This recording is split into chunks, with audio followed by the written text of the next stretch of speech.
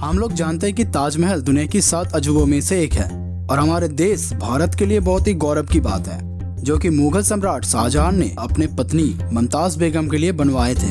ताजमहल इतिहासकारों और वास्तुकारों यहाँ तक कि आम जनता के बीच भी बहुत रुचि के विषय है। ताजमहल के बारे में कुछ ऐसी कहानियां हैं जो हम लोग वर्षों से सुनते आ रहे हैं, जैसे कि ताजमहल के निर्माण करने वाले कारीगरों का हाथ काट दिया गया था। और ऐसा भी सुनने को मिलता है कि सुबह से लेकर रात तक समय के हिसाब से ताजमहल का रंग बदलते रहता है। हालांकि इनमें से कुछ बातें सच है और कुछ नहीं। तो आज हम लोग ताजमहल के बारे में कुछ ऐसे ही चीजें जानने वाले हैं जो हो सकता है आपने शायद कभी नहीं सुने होंगे। तो आइए जान लेते हैं ताजमहल के बारे में कुछ ऐसे ही चौंका देने वाले बातें। तो वीडियो को लास्ट तक जरूर देखिएगा।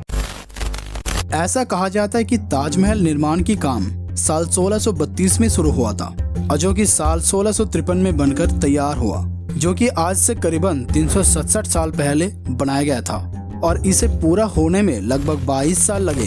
ये इतिहास में अब तक का सबसे अच्छा डिजाइन माना जाता है और उस समय में ताजमहल को बनाने में 32 मिलियन रुपीस का खर्चा आया था।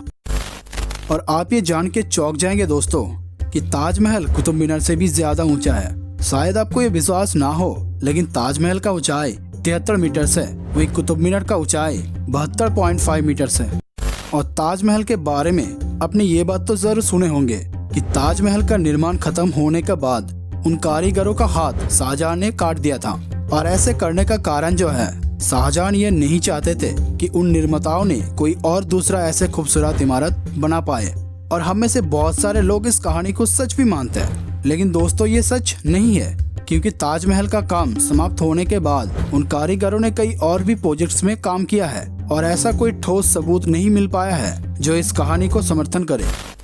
और दोस्तों आप ये जान के चौंक जाएंगे कि ताजमहल का रंग दिन के समय और आसमान के स्थिति के हिसाब से बदलते रहता है। जैसे कि सुबह में देखने पर ताजमहल गुलाबी लगता है, वहीं अगर शाम में देखा जाए तो ये दूध जैसा सफेद लगता है और अगर रात में देखा जाए तो ये हल्के नीले दिखता है। और ये वास्तव में एक आकर्षक दृश्य है। और क्या आपने कभी काले ताजमहल के बारे में सुना है, जो कि मुगल सम्राट शाहजहां ने अपने लिए बनवाना चाहते थे, क्योंकि उनके ये इच्छाएं थी कि उनके मौत के बाद उनके शरीर को उस काले ताजमहल में दफनाया जाए। लेकिन उनके ये सपने कभी सच नहीं हो पाया, क्योंकि ताजमहल के निर्माण के बाद उनके बेटे औरंगजेब ने उन्हें आगरा फोर्ट में कैद कर दिया और वहीं पर शाहजहां की मौत भी हुआ था, जिसके कारण उनके ये सपना अधूरा ही रह गया। यदि आपने कभी ताजमहल का दौरा किया है तो आपने एक चीज जरूर देखे होंगे कि ताजमहल की चारों कोने पर 4 मीनार पूरी तरह से सीधे नहीं है, क्योंकि भूकंप जैसी प्राकृतिक विपत्ति में ताजमहल की रक्षा करने के लिए इन मीनारों को बाहर की ओर झुका दिया गया था, क्योंकि ऐसा होने पर मीनार बाहर की ओर गिर जाएंगे और ताजमहल का कुछ भी नुकसान नहीं होगा। और क्या आप ये जानते हैं कि ताजमहल को सबसे पहले शाहजहां ने मध्य प्रदेश की बुरहानपुर में स्थापित करने की योजना बनाए थे। जी दोस्तों आपने बिल्कुल सही सुना, जहां मुमताज की मृत्यु बच्चे की जन्म देने के दौरान हुई थी। लेकिन दुर्भाग्य से बुरहानपुर में पर्याप्त परिमाण सफेद मार्बल पहुंचाना संभव नहीं हो पाया और इसीलिए आगरा में ताजमहल की निर्माण किया गया था, जो अब आगरा में एक पर्यटक आकर्षण बन गया है। ताजमहल जो भारत के सबसे अधिक देखे जाने वाले और सुंदर स्मारकों में से एक है। हर साल ताजमहल को देखने के लिए करीबन 4 से 8 मिलियन लोग यहाँ पर भीड़ जमाते हैं और हर रोज करीबन 10 से 15 हजार लोग यहाँ आते हैं। और कई बार ऐसा भी होता है कि एक दिन में 40 से 50 हजार लोगों का भीड़ लग जाता है इस ताजमहल का सुंदरता को देखने के लिए।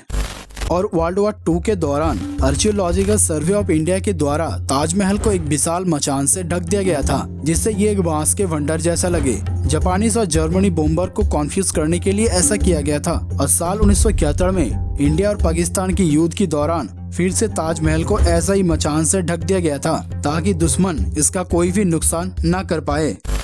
उस्ताद अहमद लाहौरी, जिन्हें आमतौर पर ताजमहल का मुख्य वास्तुकार माना जाता था, वह कोई भारतीय नहीं थे, बल्कि वह एक पार्सियन थे। ताजमहल में उपयोग की गई मार्बल पर 28 प्रकार की कीमती और अर्धनिर्मित गहने स्थापित है और उनमें से टर्क्यूस स्टोन को तिब्बत से लाया गया था और जेड स्टोन को चाइना से लाया गया था। और ताजमहल में यूज किए गए व्हाइट मार्बल प्रमुख निर्माण सामग्री को राजस्थान से लाया गया था। और दोस्तों अनुमानित 20,000 मजदूरों को बड़े पैमाने पर परियोजना में योगदान देने के लिए पूरे एशिया से लाया गया था। और ताजमहल को बनाने में करीबन 1000 हथियों का उपयोग किया गया था। साल 1857 में सिपाही विद्रोह के दौरान ताजमहल की दीवारों से बहुत कीमती पत्थर ब्रिटिश सैनिकों के द्वारा काट चोरी कर लिया गया था। और दोस्तों, क्या आप ये जानते हैं कि मुमताज के मृत्यु के बाद उनके शरीर को ताजमहल पर दफनाने से पहले उनके शरीर को और भी 2 अलग अलग जगहों पर दफनाया गया था। शुरुआत में उनके मृत्यु के बाद उनके शरीर को बुरहानपुर में दफनाया गया था और उसके बाद उन्हें आगरा में स्थानांतरित कर दिया गया था और 12 साल तक उन्हें ताजमहल के परिसर में दफनाया गया। लेकिन अंत में उन्हें ताजमहल की तहखाने में ले जाया गया, जहाँ पर उन्हें अपना अंतिम विश्राम स्थल मिला।